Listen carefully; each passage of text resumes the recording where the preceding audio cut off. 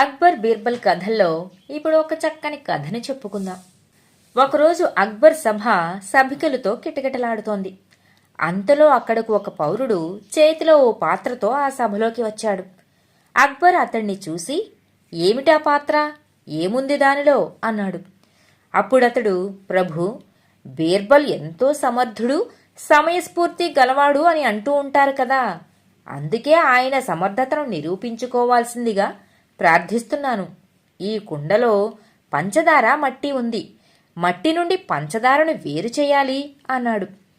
దానికి అక్బర్ నవ్వుతూ, బీర్బల్, చూడు, ప్రతిరోజూ నీ తెలివితేటలకు ఎటువంటి పరీక్షలు ఎదురవుతున్నాయో, మరి నువ్వు ఈరోజు పరీక్షలో నీ సమయస్ఫూర్తిని ఎలా నిరూపించుకుంటావో చూద్దాం అన్నాడు.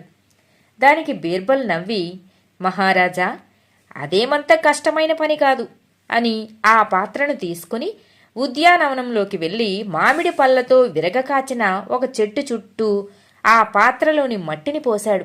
అక్కడే ఉన్న ఒక సభికుడు బీర్బల్ చేసింది అర్థం కాక, తమరెందుకు ఆ మట్టిని అలా మట్టిలో కలిపేస్తున్నారు అన్నాడు.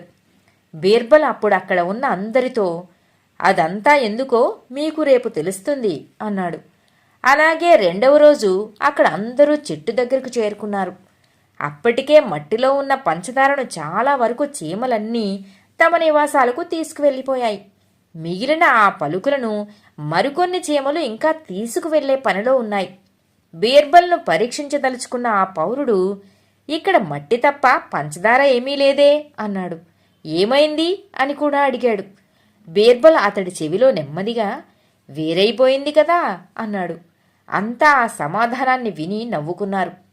మీకింకా నమ్మకం కనుక కలుగకపోతే ఆ చీమల వెంట వాటి ఇంటికే వెళ్ళొచ్చు, మీకు అక్కడే కనిపిస్తుంది మీ పంచదార అన్నాడు బీర్బల్.